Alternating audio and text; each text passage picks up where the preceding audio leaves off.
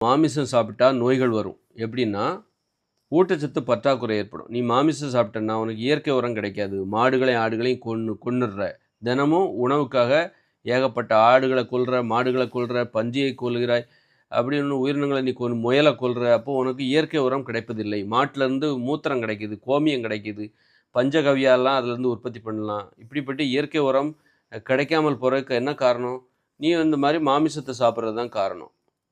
மாமிசத்த ஆயிரக்கணக்கான மாடுகள கொல்றாங்க. அப்போ அதனால உரப்பற்றாக்குறை ஏற்படுது. இயற்கை உரப்பற்றாக்குறை ஏற்படுகிறது. அதனால என்ன பண்ற காய்கறிகளுக்கும், பழங்களுக்கும், கீரைகளுக்கும் ரசாயன பூச்சிக்கொல்லியும், மருந்துகளையும், உரங்களையும் போடுறாங்க.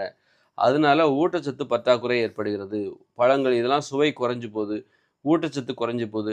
ஊட்டச்சத்து குறைந்த காய்கறிகளையும், பழங்களையும் சாப்பிடுறதுனால நமக்கு நோய்கள் எளிதாக வருகிறது. எளிதாக நம்மை நோய்கள் பற்றிக் கொள்கிறது.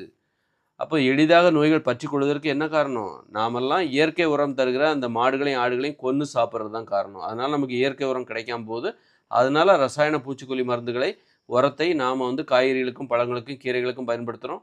அதை சாப்பிடுவதால் நமக்கு எளிதாக நோய் தாக்கி விடுகிறது. ஊட்டச்சத்து இல்லாத அந்த உணவுகள், காய்கறிகள் அதை உணவாக உட்கொள்ளும்போது, பழங்களை உட்கொள்ளும்போது நமக்கு எளிதாக நோய்கள் தாக்குகிறது. அப்போ நோய்களுக்கு காரணம் எது? இந்த மாமிசத்தை உணவாக உண்பது ஒரு காரணமாக இருக்கிறது.